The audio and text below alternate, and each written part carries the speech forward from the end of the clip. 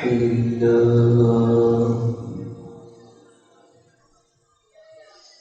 سبحان الله وبحمده سبحان الله العظيم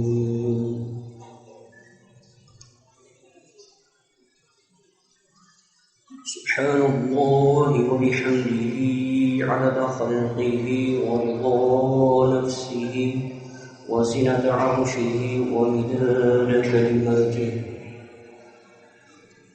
إن الحمد لله نحمده ونستعينه ونستغفره من يهده الله فلا مضل له ومن يضلل فلا هادي له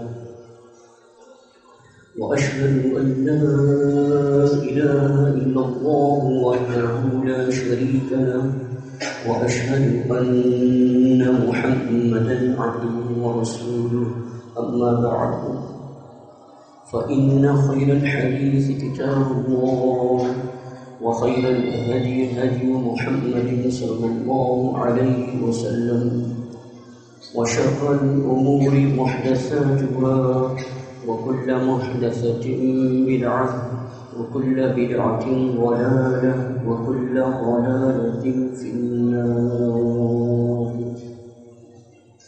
صبحكم ومساكم وقال رسول الله صلى الله عليه وسلم بعثت أنا والساعة كهاتين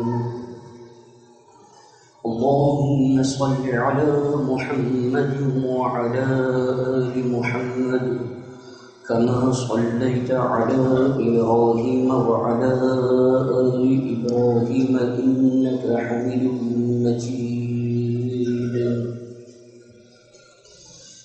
اللهم بارك على محمد وعلى آل محمد كما باركت على إبراهيم وعلى آل إبراهيم إنك حميد مجيد أعوذ بالله السميع العليم من الشيطان الرجيم من همزه ونفخه ونفثه بسم الله الرحمن الرحيم والقرآن المجيد بل عجبوا أن جاءهم منذر منهم فقال الكافرون هذا شيء عجيب أإذا متنا وكنا ترابا ذلك رجع بعيد قد علمنا ما تنقص العرض منهم وعندنا كتاب حفيظ بل كذبوا بالحق لما جاءهم فهم في أمر مريج أفلم ينظروا إلى السماء فوقهم كيف بنيناها وزيناها وما لها من فروج والأرض مددناها وألقينا فيها رواسي وأنبتنا فيها من كل زوج بهيج تبصرة وذكرى لكل عبد منيب ونزلنا من السماء ماء مباركا فأنبتنا به جنات وحب الحصيد والنخل باسقات لها طلع نضيد رزقا للعباد وأحيينا به بلدة ميتا كذلك الخروج كذبت قبلهم قوم نوح وأصحاب الرس وثمود وعاد وفرعون وإخوان لوط وأصحاب الأيكة وقوم تبع كل كذب الرسل فحق وعيد أفعينا بالخلق الأول بل هم في لبس من خلق جديد ولقد خلقنا الإنسان ونعلم ما توسوس به نفسه ونحن أقرب إليه من حبل الوريد إذ يتلقى المتلقيان عن اليمين وعن الشمال قعيد ما يلفظ من قول إلا لديه رقيب عتيد وجاءت سكرة الموت بالحق ذلك ما كنت منه تحيد ونفخ في الصور ذلك يوم الوعيد وجاءت كل نفس معها سائق وشهيد لقد كنت في غفلة من هذا فكشفنا عنك غطاءك فبصرك اليوم حديد وقال قرينه هذا ما لدي عتيد ألقيا في جهنم كل كفار عنيد مناع للخير معتد مريب الذي جعل مع الله إلها آخر فألقياه في العذاب الشديد قال قرينه ربنا ما أطغيته ولكن كان في ضلال بعيد قال لا تختصموا لدي وقد قدمت إليكم بالوعيد ما يبدل القول لدي وما أنا بظلام للعبيد يوم نقول لجهنم هل امتلأت وتقول هل من مزيد وأزلفت الجنة للمتقين غير بعيد هذا ما توعدون لكل أواب حفيظ من خشي الرحمن بالغيب وجاء بقلب منيب ادخلوها بسلام ذلك يوم الخلود لهم ما يشاءون فيها ولدينا مزيد وكم أهلكنا قبلهم من قرن هم أشد منهم بطشا فنقبوا في البلاد هل من محيص إن في ذلك لذكرى لمن كان له قلب أو ألقى السمع وهو شهيد ولقد خلقنا السماوات والأرض وما بينهما في 6 أيام وما مسنا من لغوب فاصبر على ما يقولون وسبح بحمد ربك قبل طلوع الشمس وقبل الغروب ومن الليل فسبحه وأدبار السجود واستمع يوم ينادي المناد من مكان قريب يوم يسمعون الصيحة بالحق ذلك يوم الخروج إنا نحن نحيي ونميت وإلينا المصير يوم تشقق الأرض عنهم سراعا ذلك حشر علينا يسير نحن أعلم بما يقولون وما أنت عليهم بجبار فذكر بالقرآن من يخاف وعيد الله رب العالمين جل وعلا تنشاه هو الذي أنزل عليك الكتاب منه آيات محكمات هن أم الكتاب وأخر متشابهات فأما الذين في قلوبهم زيغ فيتبعون ما تشابه منه ابتغاء الفتنة وابتغاء تأويله وما يعلم تأويله إلا الله والراسخون في العلم يقولون ربنا آمنا به كل من عند ربنا وما يذكر إلا أولو الألباب۔ قرآن مجید فرقان حمید کی صاحب فضیلہ سورہ، نشان سورہ 3 سورہ آل عمران آیہ مبارکہ 7۔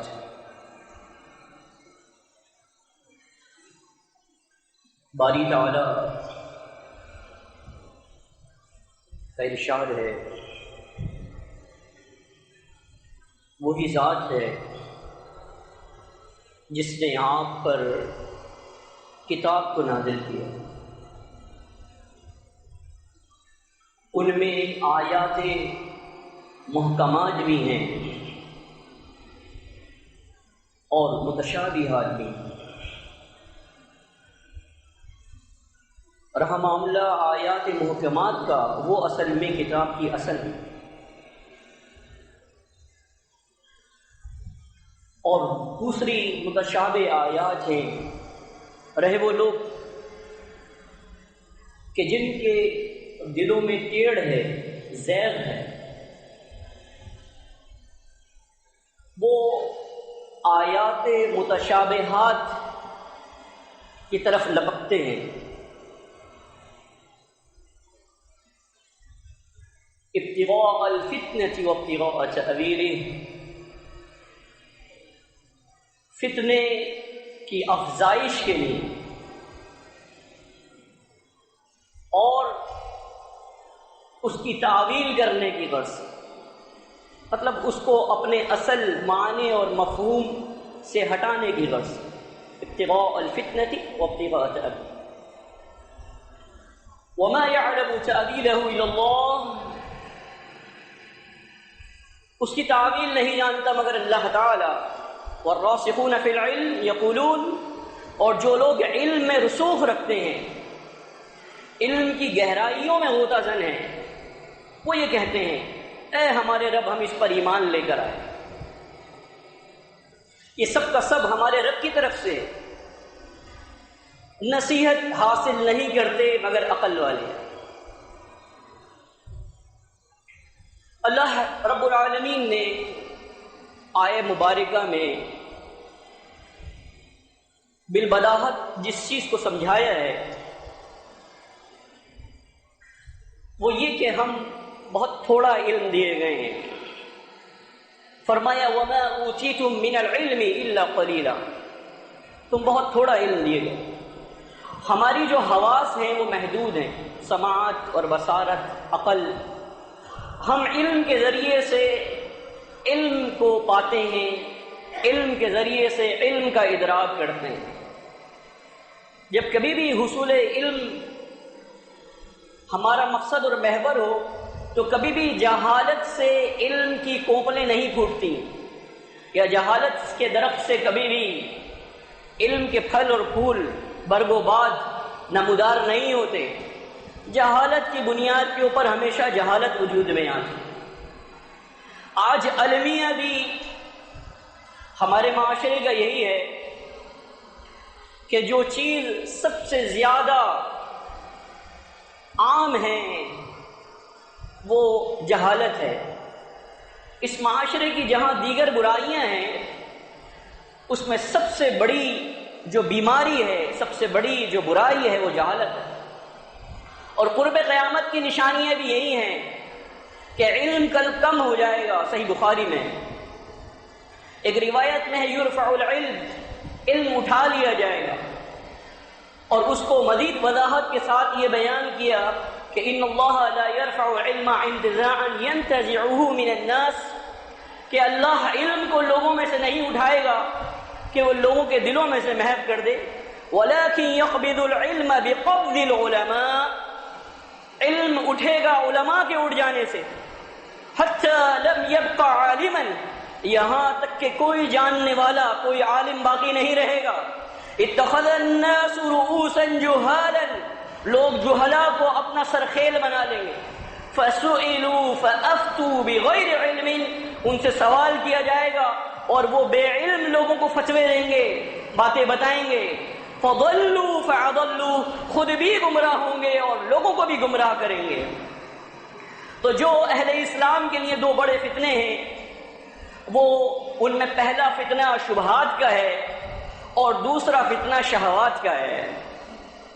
دیکھیے جہاں تک کہ شہوات کا تعلق ہے تو اس کے دو اجزاء بالعموم کیے جاتے ہیں کہ مال اور عورت، اور قرآن مجید کے اندر اگر تفصیل سے میں بیان کروں تو وہ آیہ مبارکہ میں بیان کروں گا جس کے مفہوم اور معنی سے آپ واقف ہیں۔ اللہ رب العالمین نے ارشاد فرمایا زُيِّنَ لِلنَّاسِ حُبُّ الشَّهَوَاتِ مِنَ النِّسَاءِ وَالْبَنِينَ وَالْقَنَاطِيرِ الْمُقَنطَرَةِ مِنَ الذَّهَبِ وَالْفِضَّةِ وَالْخَيْلِ الْمُسَوَّمَةِ وَالْأَنْعَامِ وَالْحَرْثِ ذَلِكَ مَتَاعُ الْحَيَاةِ الدُّنْيَا وَاللَّهُ عِندَهُ حُسْنُ الْمَآبِ۔ مزین کر دیا گیا، آراستہ کر دیا گیا، زینت بخش دی گئی کس کو؟ حب الشہوات، خواہشات کی محبت کو۔ سب سے پہلے جس پاورفل اپنی طرف پرکشش چیز کو انسانیت کے لیے بیان کیا، فرمایا حب الشہوات من النساء، عورتوں سے، والبنین، بیٹوں سے، والقناطیر المقنطرہ من الذهب والفضہ، سونے اور چاندی کے ڈھیروں سے، اور چوپایوں سے۔ اس زمانے میں سواریاں تھیں، چوپائے، مال مویشی وغیرہ یہ مال کا ذریعہ تھا۔ آج آپ سمجھتے ہیں صنعتی دور ہے، فیکٹریاں ہیں اور دیگر جو ہے وہ گاڑیوں کے اندر بڑی بڑی گاڑیاں ہیں، آمد و رفت اور عام جو ذرائع آمد و رفت ہیں اس کے مختلف جو ہے وہ چیزیں ہیں، وہ آپ سمجھ سکتے ہیں۔ ذالک متاع الحیاۃ الدنیا، یہ دنیا کی زندگی کا تھوڑا سا مزہ ہے، اللہ کے پاس جو ہے وہ بہتر ہے۔ تو یہ شہوات کا میں نے آپ کو بتایا، شبہات کے حوالے سے میں نے آیہ مبارکہ پڑھی۔ دیکھیے بات یہ ہے کہ علم کے ذریعے سے، جیسے میں نے کہا، علم میں وجود میں آتا ہے، لیکن جب کبھی بھی غیر سنجیدگی کی گفتگو جس کا محور علم نہ ہو وہ کی جائے گی، حتیٰ کہ وہ سوال بھی کوئی ایسا اٹھایا جائے کہ جو بے علمی کا سوال ہو، تو قرآن مجید نے کیا کہا نوح علیہ السلام کو مخاطب کرتے ہوئے، اے نوح ایسا سوال نہ کرو کہ جو نادانی پر مشتمل ہو، جو علم پر مشتمل نہ ہو۔ اللہ سے ایسا سوال کرو کہ جس کی بنیاد علم کے اوپر ہو۔ اللہ رب العالمین نے ارشاد فرمایا لا تخف ما لیس لک بہ علم، اس چیز میں گفتگو نہ کیا کرو کہ جس کے بارے میں تمہیں علم نہیں ہے۔ ان السمع والبصر والفؤاد كل اولئک كان عنه مسؤولا، بے شک سماعت، بصارت، دل، ان تمام کے سلسلے میں اللہ رب العالمین باز پرس کرے گا، پوچھے گا کہ تم نے کیا کیا تھا۔ یہ کوئی معمولی عمل نہیں ہے کہ زبان سے اگر کہا تو ہوا میں تحلیل ہو گیا۔ ما يلفظ من قول الا لديه رقیب عتید، کوئی زبان سے بات نہیں نکلتی مگر محفوظ کرنے والے ہیں جو اسے محفوظ کر دیتے ہیں، وہ تیار رہتے ہیں کہ الفاظ منہ سے نکلے اور اس کے بعد اس کو محفوظ کر دیا جائے۔ آج ہم بہت اچھی طرح واقف ہیں۔ تو الغرض یہ کہ جن لوگوں کو علم کی اساسیات یا مبادیات کا پتہ نہیں ہوتا ہے وہ ان کی مصطلحات کے اوپر گفتگو کر رہے ہوتے ہیں، چاہے وہ طب سے متعلق ہو، چاہے وہ دینیات سے متعلق ہو۔ افسوس ہوتا ہے ایسے لوگوں پر۔ غرض یہ کہ آپ اور میں جب اس بات کا تعین کر لیں کہ ہمیں علم کا جو ماخذ ہے وہ کیا ہے، اور جب دینی علم کی بات ہوتی ہے تو وہ کون سا ماخذ دین ہے کہ جو ہمارے لیے حجت قاطعہ کی حیثیت رکھتا ہے، وہ دو ہی ہیں۔ احمد مجتبی محمد مصطفیٰ صلی اللہ علیہ وسلم نے ارشاد فرمایا یا ایھا الناس انی قد ترکت فیکم ما ان اعتصمتم به فلن تضلوا ابدا، کتاب اللہ و سنت نبیہ۔ اے لوگوں میں تم میں دو چیزیں ایسی چھوڑے جا رہا ہوں، اگر تم نے ان دو چیزوں کو مضبوطی سے پکڑ لیا تو کبھی بھی گمراہ نہیں ہوگے، اللہ کی کتاب اور اس کے نبی کا طریقہ۔ رواہ الحاکم وسندہ حسن۔ اقول قولی ھذا واستغفر اللہ۔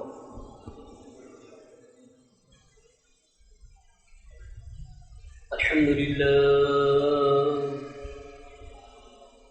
سبحان الله وبحمده سبحان الله العظيم سبحان الله وبحمده سبحان الله العظيم إن الحمد لله نحمده ونستعينه ونستغفره من يهده الله فلا مضل له ومن يضلل فلا هادي له وأشهد أن لا إله إلا الله وحده لا شريك له وأشهد أن محمدا عبده ورسوله أما بعد صبحكم ومساكم وقال رسول الله صلى الله عليه وسلم بعثت أنا والساعة كهاتين اللهم صل على محمد النبي الأمي وعلى آل محمد. اللہ رب العالمین کا ارشاد عالی شان ہے سورہ عنکبوت. بسم اللہ الرحمن الرحیم. الف لام میم احسب الناس ان يتركوا ان يقولوا آمنا وهم لا يفتنون.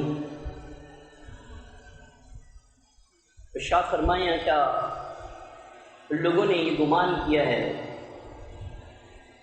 کہ انہیں محض اس بات پر چھوڑ دیا جائے گا کہ انہوں نے کہا کہ ہم ایمان لے آئیں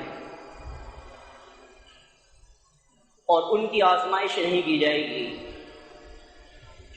وَلَقَدْ فَتَنَّا الَّذِينَ مِن قَبْلِهِمْ یقیناً ہم نے ان سے پہلے لوگوں کی آزمائش کی, انہیں جانچا. فَلَيَعْلَمَنَّ اللَّهُ الَّذِينَ صَدَقُوا وَلَيَعْلَمَنَّ الْكَاذِبِينَ. اللہ رب العالمین سچ بولنے والوں کو بھی جانتا ہے اور وہ واقف ہے جھوٹوں سے. دیکھیے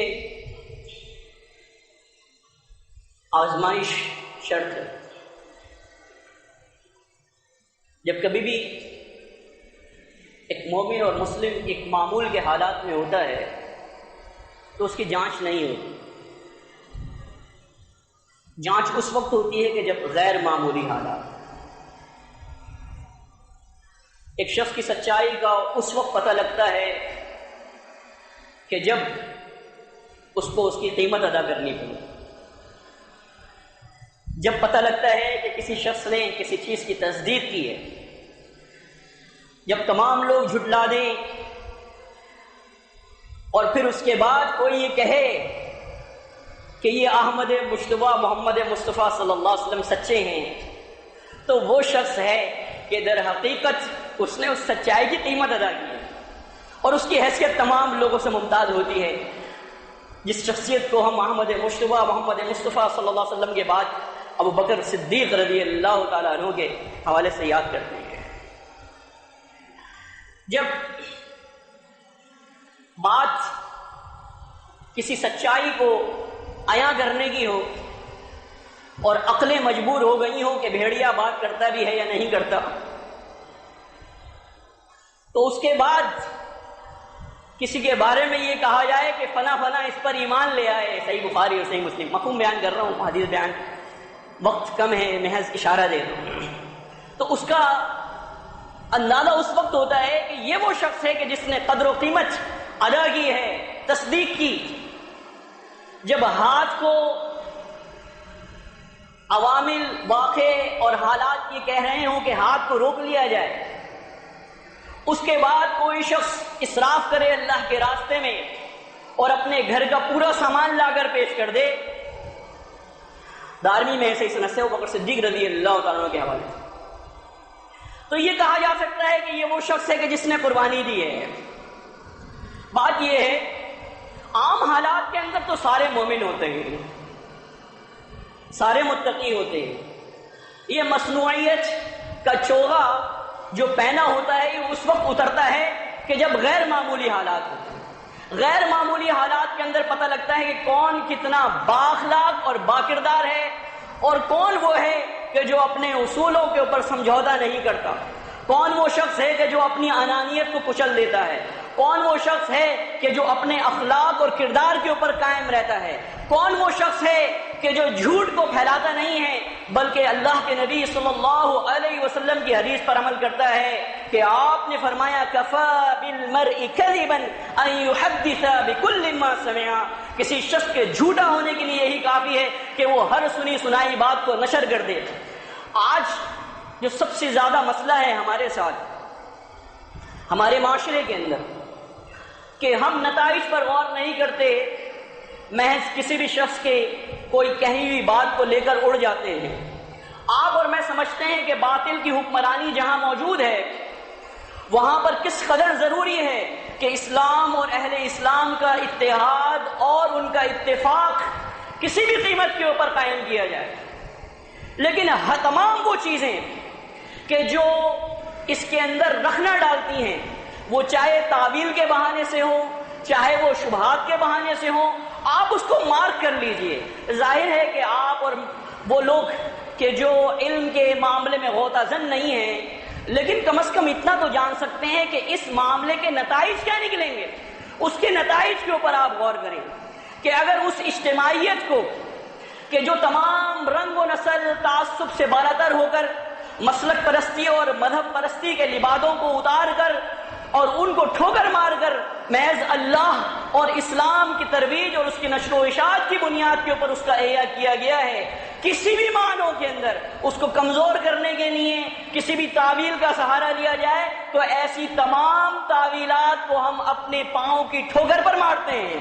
اللہ کے نبی صلی اللہ علیہ وسلم نے جو واضح قوانین اور احکامات بتائے ہیں، جو لوگ ان کی پاسداری نہیں کرتے بلکہ اپنے آپ کو مستشرقین اور جو اسلام دشمن جو ہے وہ طاقتیں ہیں ان کے پلڑے کے اندر اپنا وزن ڈال رہے ہیں، یہ سمجھ لیں کہ یہ قیامت کے دن اللہ الجبار القہار کی پکڑ سے بچ نہیں سکتے۔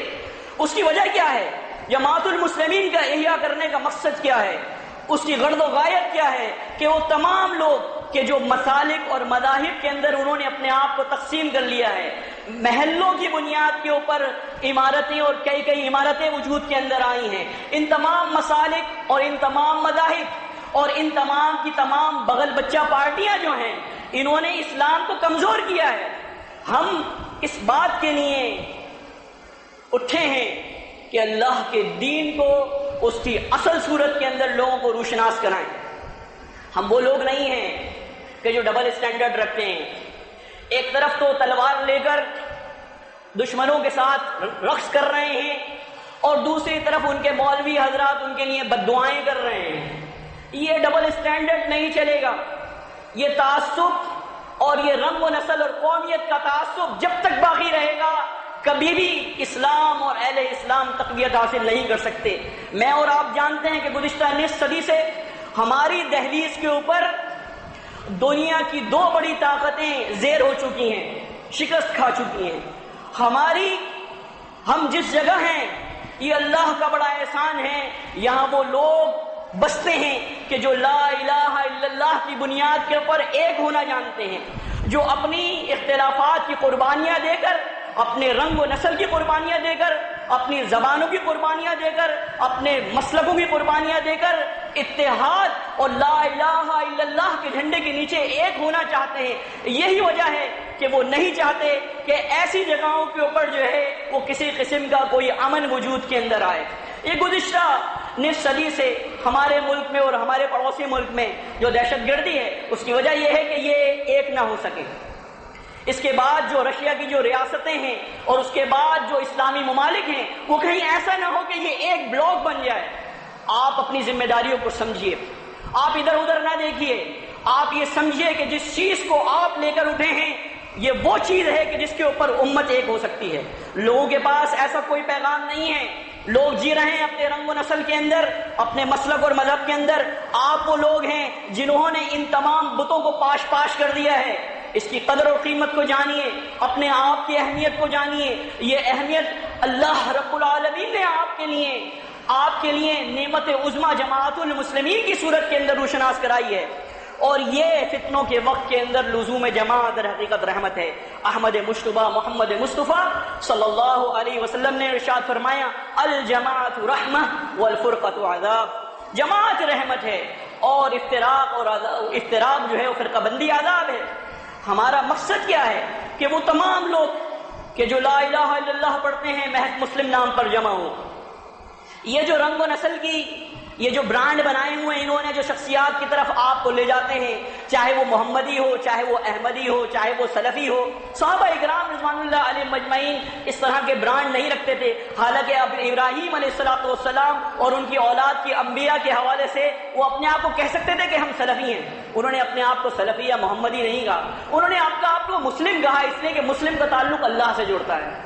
غیر اللہ سے اگر آپ اپنی نسبتوں کو جوڑیں گے تو کبھی بھی اللہ رب العالمین سے نہ آپ کا تعلق جڑے گا، اور نہ آپ اہل اسلام کو ایک پلیٹ فارم پر جمع ہونے کے قابل ہو سکتے ہیں۔ تو یہ بات یاد رکھیے، آپ وہ لوگ ہیں جو اہل اسلام کے نظم و نسق کو ایک کر سکتے ہیں، ان کے دفاعی طاقتوں کو بھی ایک کر سکتے ہیں، اور ان کی اپنی خارجہ پالیسیوں کو بھی ایک کر سکتے ہیں، اور ایک نظم کے ساتھ ان کو لے کر چل سکتے ہیں۔ بصورت دیگر دنیا کے اندر جتنی بھی قوتیں موجود ہیں وہ سب کی سب رنگ و نسل اور تعصب اور قومیتوں کی بنیاد کے اوپر ہیں۔ اللہ رب العالمین ہمیں سوچنے سمجھنے اور اس کے اوپر عمل کرنے کی توفیق عطا فرمائے۔ اقول قولی ھذا لی ولکم، استغفر اللہ استغفر اللہ استغفر اللہ۔